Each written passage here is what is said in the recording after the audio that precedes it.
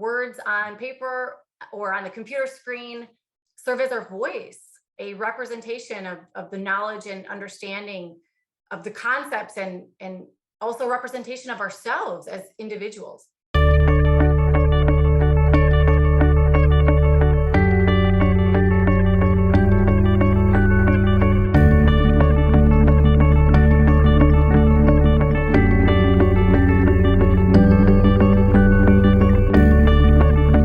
Thanks so much for joining me here today. I'm with Dr. Katie Thiry, and I'm really excited to talk to you, Katie, particularly because so you're a department chair in Forbes, and you are over this program called Organizational Studies. And before we jump into things, I mean, just maybe what are some of them? Are there different majors within that, or is that the major? Well, I'm delighted to speak with you as well today. I'm the department chair of Organizational Studies, as you shared, in the Forbes School of Business and Technology. And this department is responsible for 3 Bachelor of Arts degree programs: the Bachelor of Arts in Human Resources Management, the Bachelor of Arts in Organizational Management, the Bachelor of Arts in Organizations Management and Analysis, along with 3 emphasis areas, which can be combined with any bachelor's degree program. So we're responsible for the sports and recreation emphasis, the entrepreneurship emphasis, and the emphasis in real estate studies. And lastly, we support 2 graduate degree programs: the Master of Human Resource Management and the Master of Arts in Organizational Management. Wow, how do you remember all that? Do you have a card on your computer? So I feel like this is awesome because you've got majors, you've got emphases, you've got bachelors, you've got masters. And what I'm really dying to find out about is some of the different ways that you're seeing writing skills, written communication skills playing out in some of these courses that you teach. I mean, I'm imagining you're writing academic papers, research, but you're probably also writing things similar to how students will write in the field. That's very true. And so I'd love to share with you about the degree programs by sharing the types of roles that graduates might seek and how they might utilize writing skills on the job. So I'll just give you a flavor, not all inclusive, of course. I'll start with students in the Bachelor of Arts in Human Resource Management degree program who learn that professional writing skills represent not only themselves, but the company's reputation. And on the job as HR managers or HR generalists, they write job postings, they prepare internal communication on compensation and benefits, and draft policies. And if we look at our students who are learning in the Bachelor of Arts in Organizational Management, they learn that being an effective manager is not just about having good people skills. Keeping the organization's actions and steps recorded while delegating work to people requires persuasive writing skills. And managers at all levels of an organization use written communication to share important news, updates about the company, and that really requires clear, concise writing skills. And we give students in the Bachelor of Arts in Operations Management Analysis program similar practice. These individuals acquire jobs: business and operations analysts, production schedulers and planners, quality control specialists, who need to recognize how important it is to specify technical jargon and very complex operations into documents that are understandable by someone like myself, a very non-technical person. So they need content writing skills for each aspect of operation where difficult ideas, procedures, or processes need to be simplified. And I'll talk a little bit about our emphasis students. Sports and recreation emphasis students are interested in learning the managerial practices of financing, building, and managing sports facilities. And this involves reporting and budgeting, which requires them to convey data accurately, but also deliver reports that can be discussed at a glance. So using bulleted lists, clear headings, concise paragraphs.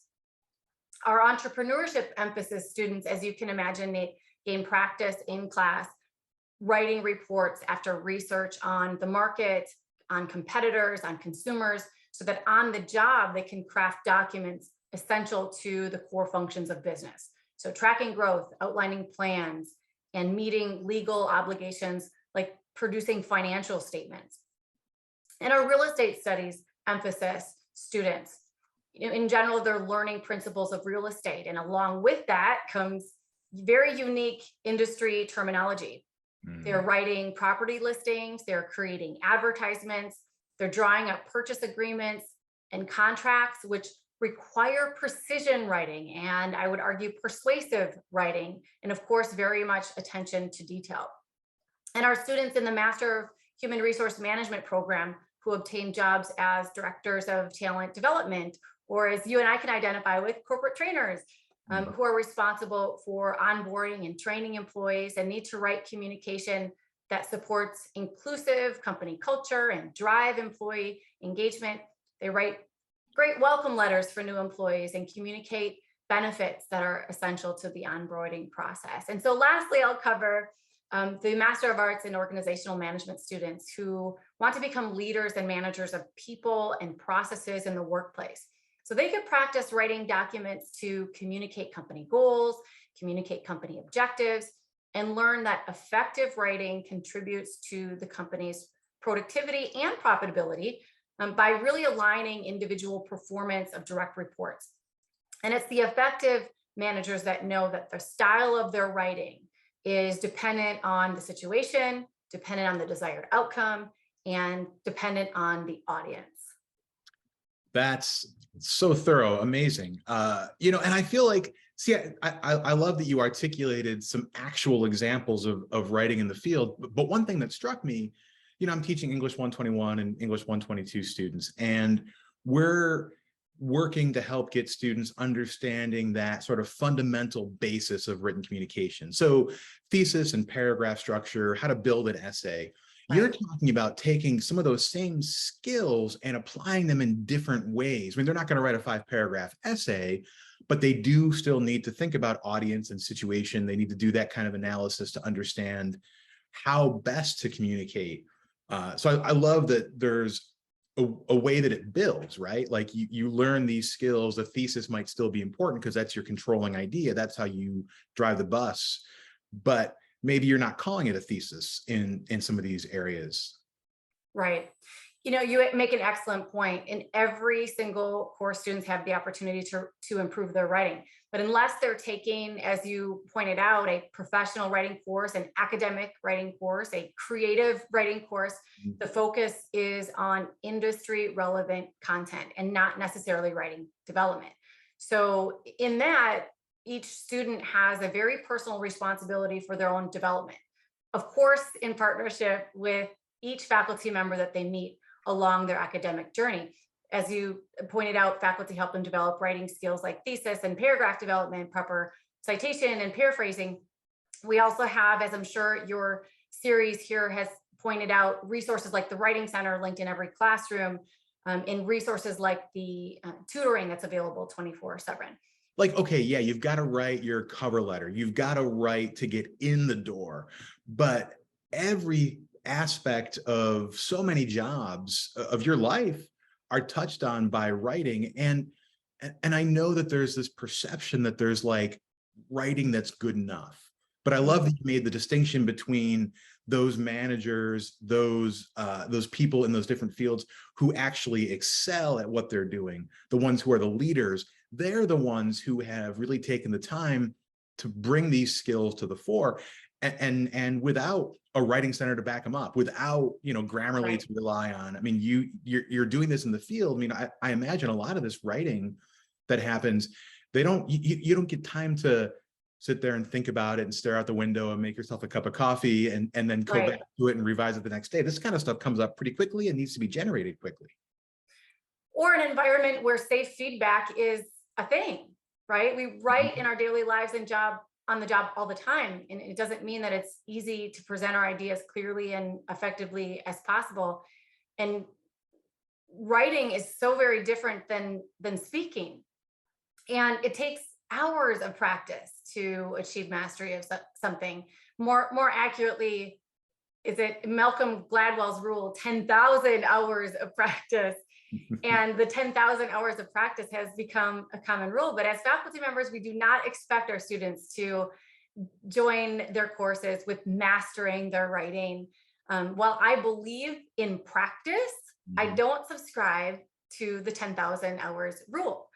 And as it turns out, there's increasing evidence that shows that the 10,000 hour rule is actually largely inaccurate, because Gladwell failed to discriminate between the quantity of hours spent practicing and the quality of that practice. And so the reason I don't subscribe to it, because this doesn't, this means that practice doesn't make perfect. Perfect practice makes perfect. And while we don't expect our students to be perfect, you can spend 10,000 hours practicing something imperfectly. And that's all you're going to get. You're going to get more practice doing something wrong. We get lots of practice with improper grammar and improper sentence structure in our daily lives. Social media and text is very evident of that. And as you're perhaps leading to instead in the classroom, where feedback is your friend, students can perfect their practice of writing, even when it doesn't feel, or especially when your professional reputation isn't on the line, right? Or that big sale isn't on the line.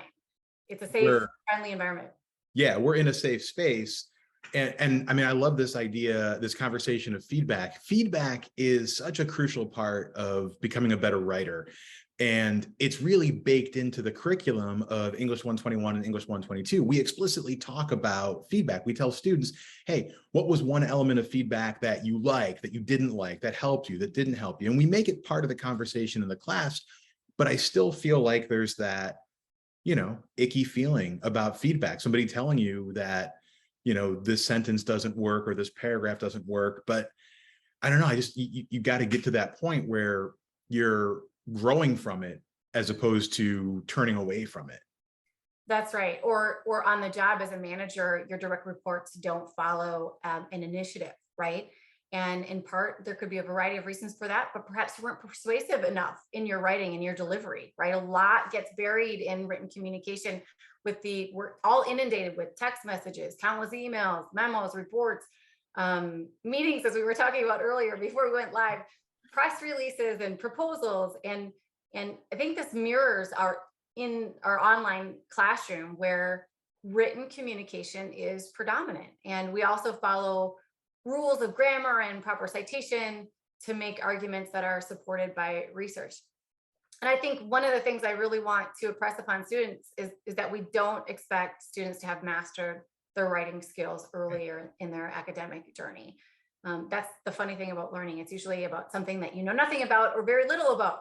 And as instructors, we really love seeing the growth that happens in the classroom. And it's usually reflected in how well students express the advancement of their critical thinking skills through their writing and through their written communication skills.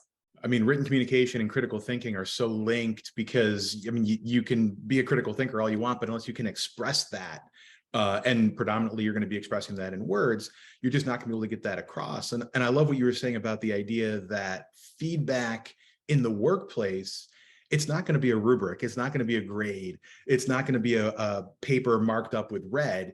It's going to be, oh, that initiative didn't go the way I wanted it to, or this person still doesn't get their work in on time. Or, I mean, so reading that feedback and taking that to heart and making changes to your writing, your message, whatever it may be. I think it's an interesting nuanced aspect of how feedback is going to work, because like you're saying, I mean, every class gives you something to build on, something to grow on. When students come into English 121, I kind of expect that they haven't written in decades, or that they don't like it, or that they're not comfortable with it. And the whole goal from my perspective of English 121 is to get students comfortable with it again. Because once you're comfortable with it, you can start to build that toolbox, right? You can start to get more confident in your skills. 122 layers on aspects of research and professionalism that are really crucial. So like what you're saying, by the time you get deeper into your major, into your programs, you have this skill set, but it doesn't go away. Like, you don't close the door on English 121 and be like, well, that's it. No more writing for me. I'm done with that. Let me learn about HR management, because they're linked. It's the same progression. Well, and I would add that one of the reasons that writing is more difficult than speaking is because there's the implication that you've proofread, that you have the opportunity to take the time to organize and structure and use Grammarly, right? And to edit and proofread. And in speaking, the exact words you choose aren't nearly as important, I would argue, as the general point that you're trying to make. I guess case in point would be if I would be mortified to see a transcript of our conversation today. Right. Would hopefully look different than than in written form, right? Right. I can use voice inflection and I can use pauses to communicate a point while speaking, where in written form, there's the implication that you've taken the time to structure and organize and choose each word very carefully. The good news is, while it may not take 10,000 hours of practice, it is a skill that can be learned. And one that you will continually improve on. I mean, I'm not an expert by any means. I've learned some tricks that work for me, but I'm constantly learning and growing in my writing. And it sounds like you would agree with that as well. The idea that, I mean, these 10,000 hours or whatever, it's ongoing, it's continuous. And so to get back to something you said earlier, no one's really expecting perfection. I feel like perfection, there's a saying about perfection that sounds trite, and I'm not going to repeat it here, but I feel like that gets in the way for a lot of people. This idea that like, oh, I don't know APA format. I don't know how to structure my sentence. I mean, at a certain point, none of us knew how to do those things, and we learned or stuck with it. Even APA, I don't know APA very well. People think I must live and breathe that stuff, but I have to look it up every time because it's not one of those things that's intuitive. It's a thing you have to constantly work on. And, you know, again, I think you kind of lose that message sometimes that these are skills people just have. No, these are skills that you grow into and continue growing.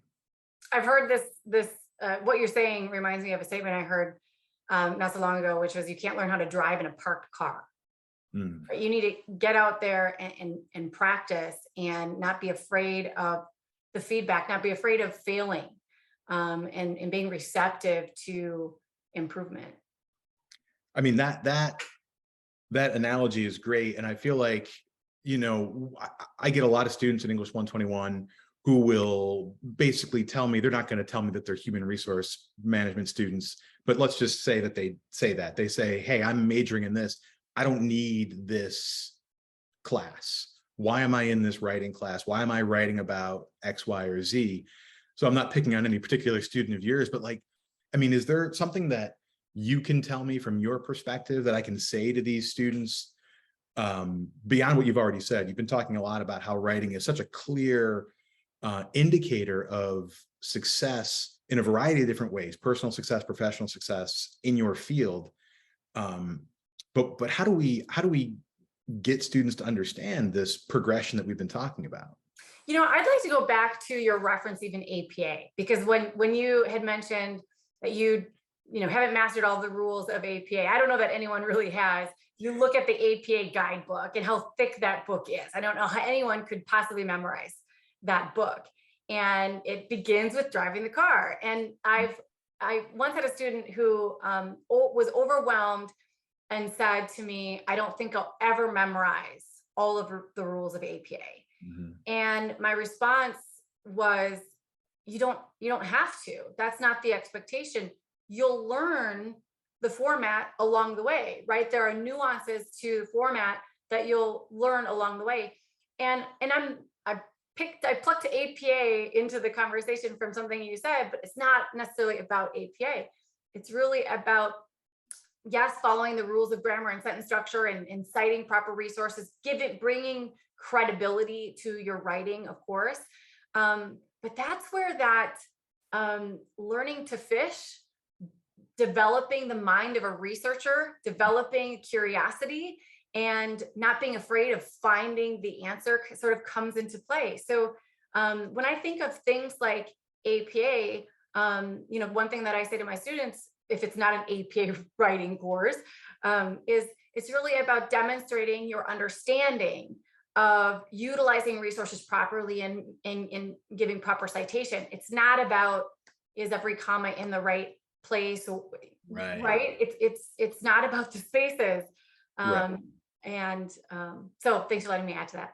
Yeah, no, I mean, and that's sort of like getting anyone, I mean, not just students, getting anyone to understand that there is a reason behind the rule. And I think when you're beginning in any field, whether you're a beginning writer or whatever the case is, all you see are rules. You see the dance steps and you try to figure out what those are because you're trying to mimic and fit in and figure it out.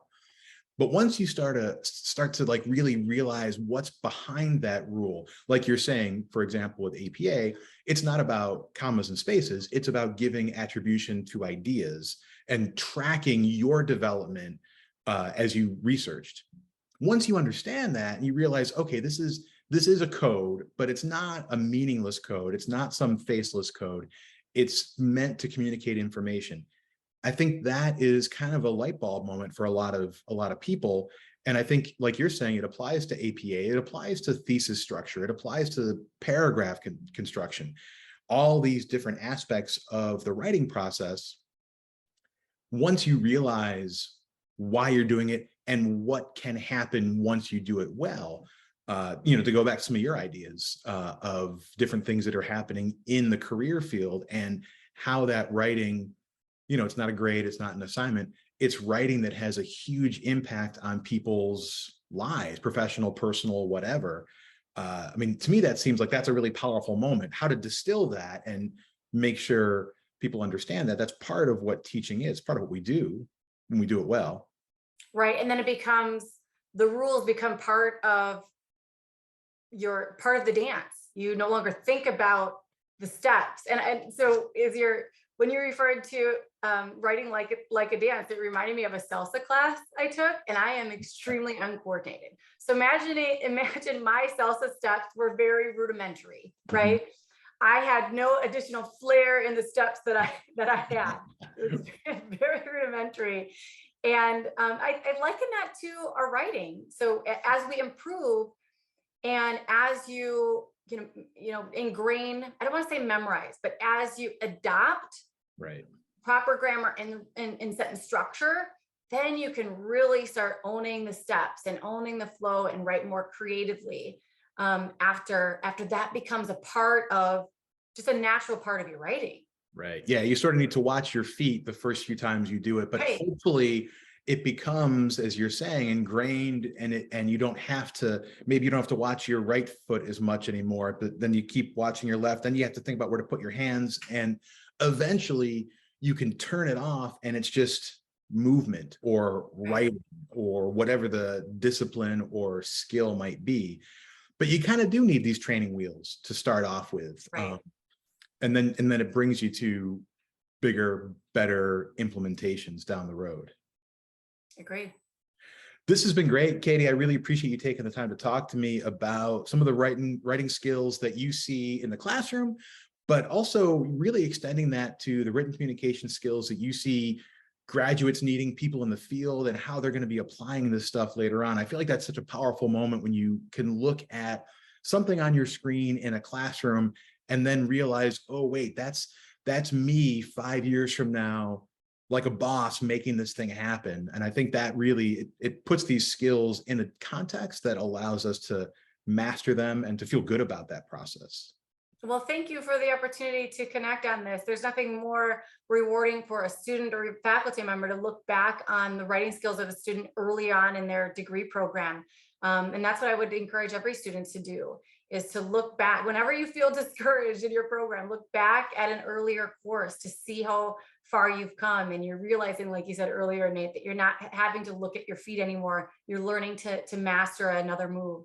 And thank you for the opportunity, Nate. Thanks for watching Writing for Success. If you found some value in our conversation today, please click the thumbs up to like this video and leave a comment down below. And subscribe to get notified of new episodes.